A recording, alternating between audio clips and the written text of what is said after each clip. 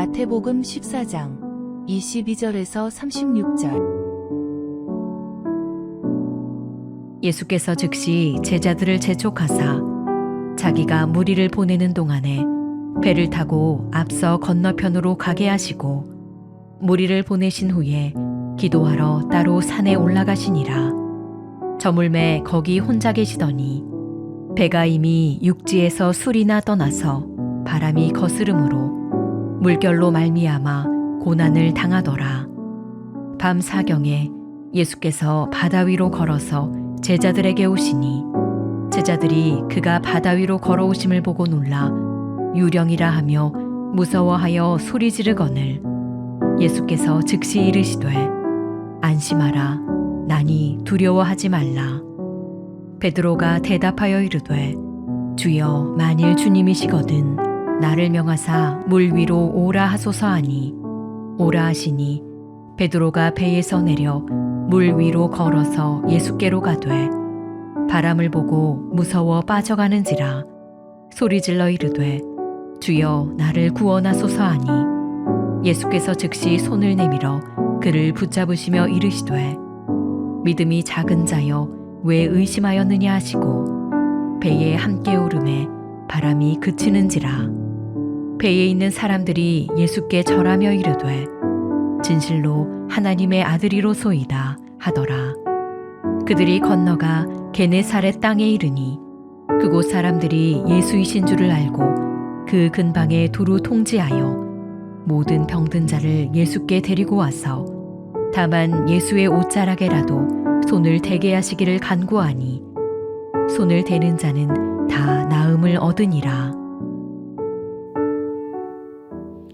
할렐루야. 오늘은 주님을 향하고 있습니까? 라는 제목으로 말씀을 좀 나누려고 합니다. 여러분 명절 잘 보내셨습니까? 명절이라는 것은 우리에게 정말 즐겁고 행복한 날이기도 하지만 고통스러운 날이기도 하고 또 어떤 분들에게는 또 우울한 날이기도 할 것입니다. 그러나 우리 하나님을 의지해서 회복의 역사 있기를 주로 축원합니다. 오늘 말씀을 보면 오병이어의 기적 이후에 예수님께서 제자들을 재촉해서 바다 건너편으로 보내신 뒤에 홀로 남아서 기도를 하십니다. 그리고 밤 사경쯤에 오늘날 새벽 3시부터 6시경입니다. 그때에 바다 위를 걸어오셔서 제자들에게 오시는 사건을 오늘 본문은 다루고 있습니다. 제자들은 이 바다를 건너는 가운데 역풍을 만나게 됩니다. 그리고 고난을 겪고 있었고 바다 위로 걸어오시는 주님을 보고 유령이라고 무서워해서 소리를 질렀습니다. 우리 인생도 예고 없이 역풍이 불어올 때가 있습니다. 건강의 위기, 또한 경제적 난관, 또 관계의 갈등, 이런 것들이 파도처럼 몰아칠 때에 우리는 우리 주님이 곁에 계심을 망각하고 두려워할 때가 있다라는 것입니다. 오늘 본문은 그 두려움을 어떻게 돌파할 것인가에 대한 답을 우리에게 주고 있습니다. 오늘 22절부터 27절 말씀까지 보면 고난의 한복판에서 주님은 내니 두려워하지 말라고 말씀하신다는 겁니다. 우리가 고난 가운데 있을 때 항상 우리 곁에는 하나님이 계신다는 사실을 잊어서는 안 된다는 것입니다. 밤 사경쯤 곧 새벽 3시부터 6시경에 제자들은 가장 깊은 어둠과 피로 속에서 풍랑과 싸우고 있었습니다. 그때 주님이 다가오신 겁니다. 주님은 자신을 유령으로 오해한 제자들에게 안심하라, 내니 두려워 말라 이렇게 이야기합니다. 여기서 내니라는 말이 있는데요, 이거 에고 에이미라는 말입니다. 구약의 여호와 하나님께서 말씀하실 때 나는 나다 이렇게 이야기하고 있지 않습니까? 자신을 가리켜서 그렇게 얘기했습니다. 자연 만물을 통치하시는 창조주 하나님이신 자신의 임재를 선포할 때에 했던 말과 같습니다. 풍랑보다 크신 하나님이 우리와 함께 계시다는 사실이 바로 평안의 근거가 된다는 것입니다. 우리의 평안을 무너뜨리는 것은 보통 환경들입니다. 다가오는 상황들입니다.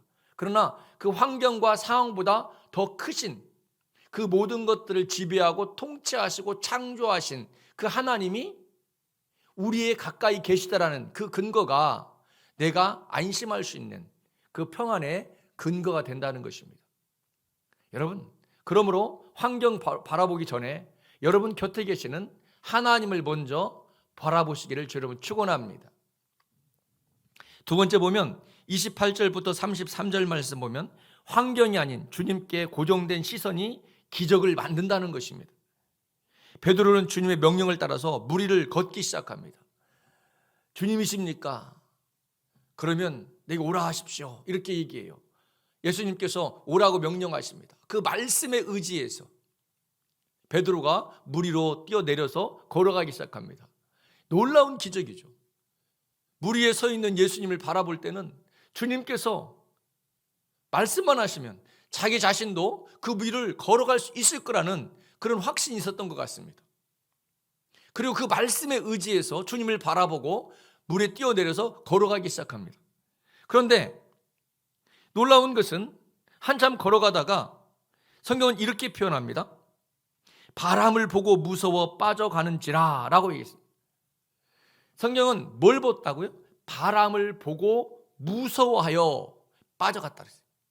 그러니까 지금 베드로가 물 위를 걷다가 빠진 그 근거는 어디에 있냐면 바람을 보고 두 번째는 무서워했다라는 거예요. 이건 불신앙의 근거가 되는 것입니다.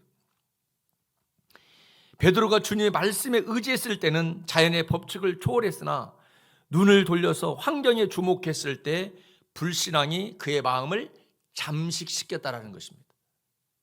성경은 의도적으로 바람을 보고 무서워해서 빠져갔다 이렇게 표현하는. 왜 그랬겠습니까? 베드로의 시선이 하나님 예수 그리스도를 향했을 때는 이 환경이 보이지 않았습니다. 그 물에 출렁거리는 그 물의 깊이가 보이지 않았습니다. 오직 전능하신 이 우주 만물을 통치하시는 하나님의 능력만 보인 것입니다. 그렇기 때문에 물 위를 걸어갈 수가 있었습니다. 그러나 순간 주의 환경이 바라봐지고 바람이 바라봐지고 그것에 인해서 두려움까지 찾아왔습니다. 그때에 그 환경이 베드로를 잠식해 들어가고 있다는 것을 성경은 의도적으로 우리에게 설명해 주고 있는 것입니다. 그러므로 우리는 믿음이라는 것은 환경이 좋아지는 것이 아니라 환경 너머에 계신 주님을 끝까지 신뢰하는 것을 믿음이라고 얘기하는 거예요. 내가 믿음을 가지면 환경이 변하는 것이 아니죠. 환경은 그대로 있는데 내가 평강을 유지할 수 있고 잠식되지 않을 수 있는 근거가 바로 그 환경의 변화 때문이 아니라 하나님을 향한 신뢰, 예수 그리스도에 대한 신뢰 때문에 그렇게 되는 것입니다. 주님은 즉시 손을 내밀어서 그를 붙잡으시면서 그가 그렇게 그 환경에 잠식되어진 이유를 분명히 이야기합니다. 믿음이 작은 자여 왜 의심하였느냐. 그 환경에 잠식된 이유가 어디 있다고요? 믿음이 적어서 의심해서 그렇게 됐다고 이야기합니다. 우리의 환경과 여건 속에 환경과 여건이 우리를 잠식해 들어올 때 우리를 갖다가 평강을 뺏어갈 때에 그 이유는 믿음에 있다. 사랑하는 성도 여러분, 주님께서 우리에게 말씀하시고자 하시는 것은 바로 믿음이 중요하다는 것입니다. 끝으로 세 번째 보면 34절에서 36절 말씀 보면 주님을 온전히 신뢰하는 자에게는 회복의 역사가 일어난다는 거예요. 오늘 34절부터 36절 말씀까지 보면 게네사렛 땅에 이르렀을 때에 사람들은 예수님인 줄 알고 모든 병자를 데려오기 시작합니다. 그들은 주님의 옷소리라도 손을 대기만을 간구했습니다. 손을 대는 자는 다 나음을 입었다 이렇게 기록하고 있어요. 이는 주님의 능력에 대한 절대적인 신뢰에서 온 결과라는 것을 이야기해주고 있는 것입니다. 그러니까 바다의 물 위를 걸어갔던 그 사건 이어서 이 겟나사렛 사건도 마찬가지입니다. 육체의 질병, 환경뿐만 아니라 육체의 질병, 그것이 우울증이든 육체의 정신적이든 상관없이 우리의 연약함을 치료할 수 있는 것은 하나님, 예수 그리스도라는 거예요. 그것에 대한 믿음, 그 예수님을 향하고 있을 때 우리는 담대하게 그 예수 그리스도를 의지할 수가 있는 것입니다. 그 의지의 표현, 그 믿음의 표현이 뭡니까? 바로 예수님의 옷솔기, 그 옷자락이라도 잡고자 하는 그 갈망함 가운데에 표출되어져 있다라는 것입니다. 이는 예수님의 능력에 대한 절대적인 신뢰인 것입니다. 그 결과가 어떻습니까? 다 나음을 입었다, 이렇게 얘기합니다. 회복되었다는 거예요. 이들의 믿음이 단순한 것이지만 주님의 신성과 능력을 온전히 의지한 실질적인 실천적 신뢰라고 볼 수가 있습니다. 우리의 믿음은요, 우리 신뢰는 머리에서 머무는 사람들이 있습니다. 그러나 실천적 믿음에 믿음이 있어야만이 그 결과가 나타나는 것입니다. 우리가 믿는다면 그 믿음에 의해서 실천적으로 도전할 때에 그 순종하는 그 자리에서 하나님의 역사는 나타나는 것입니다. 그러므로 주님께서 우리에게 하시고자 하시는 말씀이 무엇입니까? 지금 여러분은 두렵게 만드는 바람과 파도 그 앞에 어떤 태도를 가지고 계십니까? 베드로처럼 환경을 보느라 주님을 놓치고 있지는 않습니까? 오늘 다시 주님의 손을 붙잡기 위해 결단해야 할 믿음의 고백은 무엇입니까?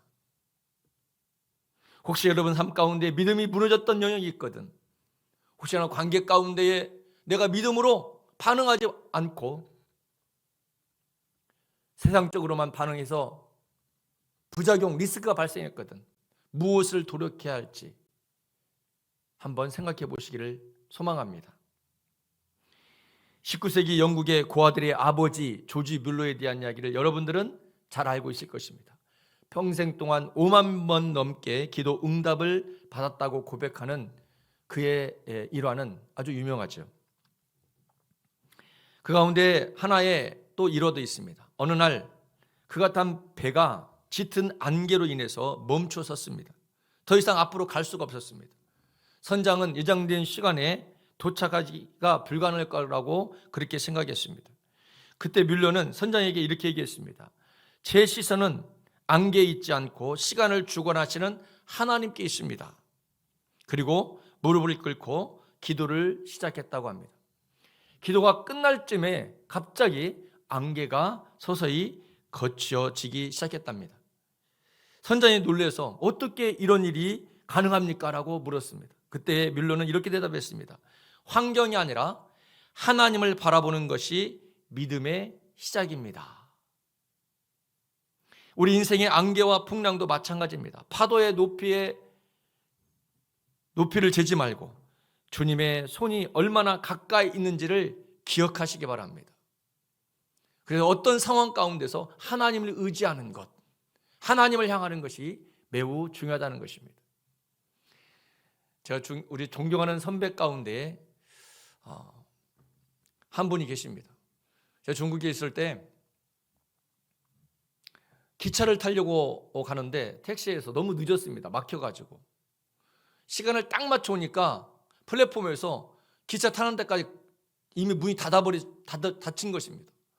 저는 어떻게든 아직 출발하지 않았기 때문에 어떻게든 이 영무원을 설득해서 들어가려고 했습니다. 그리고 그 영무원에게 열심히 설명을 했습니다. 지금 아직 출발하지 않았잖냐, 우리가 빨리 들어가면 탈 수 있지 않냐 그랬습니다. 그런데 같이 왔던 우리 선교사님 선배님은 그 자리에 딱 앉더니 갑자기 기도를 시작하는 거예요. 하나님, 이렇게 기도를 시작하는 거예요.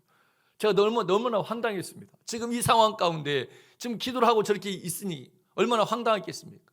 이 영문을 빨리 설득해가지고 지금 빨리 들어가야만이 되는데 한가하게 기도하고 있다니. 제가 그런 생각을 하지 않았지만 그렇게 보였습니다. 그런데 조금 있다가 놀라운 일이 발생했습니다. 기차 승무원이 무전으로 연락이 온 겁니다. 이제 출발할 거니 더 이상 손님이 없냐는 것입니다. 그러니까 이 영무원이 여기 손님이 몇 분 있는데 어떻게 할까 하니까 빨리 들여보내라고. 그래가지고 저희들이 뛰어 들어가가지고 출발하는 그 기차에 뛰어 올라서 탔습니다. 그리고 이렇게 돌아오는 길에 저는 그런 생각을 했습니다. 우리는 믿음이 있다고 하면서 내 힘으로 무엇인가를 먼저 해결하려고 하는 그런 생각을 항상 먼저 하고 있지는 않은지. 사랑하는 성도 여러분, 여러 가지 환경과 여건 속에서 주님을 먼저 향하시기를 주의 이름으로 축원합니다.